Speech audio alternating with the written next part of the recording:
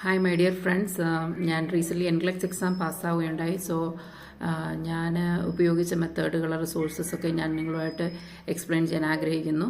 അപ്പം ബേസിക്കലി ഞാൻ സൗണ്ടേഴ്സിൻ്റെ ബുക്ക് വാങ്ങിച്ച് തന്നെ ട്രൈ ചെയ്യാൻ ശ്രമിച്ചു. അത് കുറച്ച് നാൾ ഒരു മാസത്തോളം അത് പഠിച്ചപ്പോൾ എനിക്ക് മനസ്സിലായി എന്നെക്കൊണ്ട് പറ്റത്തില്ല തന്നെ ചെയ്യാൻ. അങ്ങനെയാണ് ഞാനൊരു അക്കാഡമി വഴി ജോയിൻ ചെയ്ത് പഠിച്ചാലോ എന്ന് ആലോചിച്ചത്. അന്നേരമാണ് ടോപ്പ് ആറുമായിട്ട് കണ്ടുമുട്ടിയത്. അന്നേരം ടോപ്പ് ആർ അക്കാഡമിയിൽ ജോയിൻ ചെയ്തു. അവരുടെ ലൈവ് ക്ലാസ്സസ് റെഗുലറായിട്ട് അറ്റൻഡ് ചെയ്തു.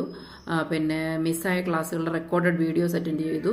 സോ ഒരു ദിവസം ഒരു 3 മണിക്കൂറെങ്കിലും സ്പെൻഡ് ചെയ്യാൻ ഞാൻ ശ്രമിച്ചു. പക്ഷേ പലപ്പോഴും പറ്റത്തില്ല. എന്നിരുന്നാലും സമയം ഫ്രീ ടൈം കിട്ടുന്ന അനുസരിച്ചിരുന്ന് പഠിച്ചു. ഒരു 3 മാസം നല്ല ഹാർഡ് വർക്ക് ചെയ്തു. പിന്നെ ക്വസ്റ്റ്യൻ ബാങ്ക് അവർ ഷെയർ ചെയ്തിട്ടുണ്ടായിരുന്നു. അപ്പം ക്വസ്റ്റ്യൻ ബാങ്ക് ആർച്ചർ റിവ്യൂവിൻ്റെ ക്വസ്റ്റ്യൻസ് ബേസ്ഡ് ആയിരുന്നു. അപ്പോൾ അതിൻ്റെ ക്വസ്റ്റ്യൻസ് റാഷണൽസ് എല്ലാം നന്നായിട്ട് റീഡ് ചെയ്തു.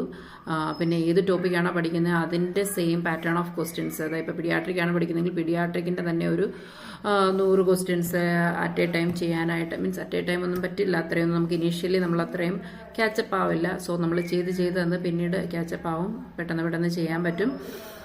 അങ്ങനെയാണ് ഞാൻ ചെയ്തിരുന്ന ക്വസ്റ്റ്യൻസ്. അതായത് എല്ലാം കൂടെ മിക്സപ്പ് അല്ല, ഏത് ടോപ്പിക്കാണോ പഠിക്കുന്നത് ആ ടോപ്പിക്കിനെ ബേസ്ഡ് ആയിട്ടുള്ള ക്വസ്റ്റ്യൻസ് അറ്റ് എ ടൈം കുറേ നേരം ചെയ്യാൻ ശ്രമിച്ചു. പിന്നെ ഈ ടൈം ഫ്രെയിം സെറ്റ് ചെയ്തു. ഇപ്പം 3 മാസത്തിന് ശേഷമാണ് ഒരു എക്സാം എടുക്കുന്നതെങ്കിൽ ആ 3 മാസം എനിക്ക് എക്സാം ഉണ്ടല്ലോ എന്ന് ഓർത്തിട്ട് എക്സാം ഫോക്കസ് ആയിട്ട് ചെയ്തിരുന്ന് പഠിക്കാൻ ശ്രമിച്ചു. പിന്നെ എക്സാമിന് മുന്നേ ഒരു 2 വീക്സ് ബിഫോർ വീണ്ടും ഒരു ക്വിക്ക് റിവിഷൻ ചെയ്യണം. അപ്പം ആ റിവിഷൻ്റെ സമയത്താണ് നോട്ട് നല്ല വൃത്തിയായിട്ട് പ്രിപ്പയർ ചെയ്യുന്നതിൻ്റെ ഇമ്പോർട്ടൻസ് മനസ്സിലാക്കിയത്. സോ ഇനി ആരെങ്കിലും സ്റ്റാർട്ട് ചെയ്യുന്നവരുണ്ടെങ്കിലും നമ്മൾ നോട്ട് എഴുതുമ്പോൾ അത് വൃത്തിയായിട്ട് പ്രിപ്പയർ ചെയ്യുക.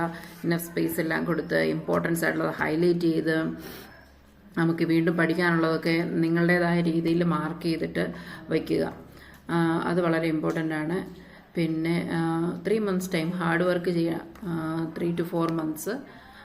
അത് തന്നെയാണ് എനിക്ക് പ്രധാനമായിട്ടും പറയാനുള്ളത്. പിന്നെ നമ്മുടെ അക്കാഡമിയിലെ മാം അവർ ഭയങ്കര ഹെൽപ്ഫുള്ളാണ്, സപ്പോർട്ടീവാണ്. അനുമാമ ഇടയ്ക്ക് എനിക്ക് മെസ്സേജ് അയക്കുമായിരുന്നു, എൻ്റെ എവിടം വരെയായി സ്റ്റഡീസ്, എവിടം വരെയായി പഠിക്കുന്നുണ്ടോ, ക്വസ്റ്റ്യൻ ബാങ്ക് ചെയ്യുന്നുണ്ടോ. അന്നേരം നമ്മളൊന്നുകൂടെ ഒന്ന് ബൂസ്റ്റപ്പ് ആകും, നമുക്ക് പഠിക്കാനൊരു മോട്ടിവേഷൻ കിട്ടും. അപ്പോൾ എനിവേ എക്സാമിൻ്റെ ദിവസം പ്രത്യേകിച്ച് ടെൻഷനൊന്നും എടുക്കാതെ കൂളായിട്ട് പോയി എക്സാം എഴുതുക, ദൈവത്തോട് പ്രാർത്ഥിക്കുക. നിങ്ങൾക്ക് എല്ലാവർക്കും ഒരു നല്ല സക്സസ് ആശംസിക്കുന്നു. ദൈവം എല്ലാവരെയും അനുഗ്രഹിക്കട്ടെ. Thank you so much.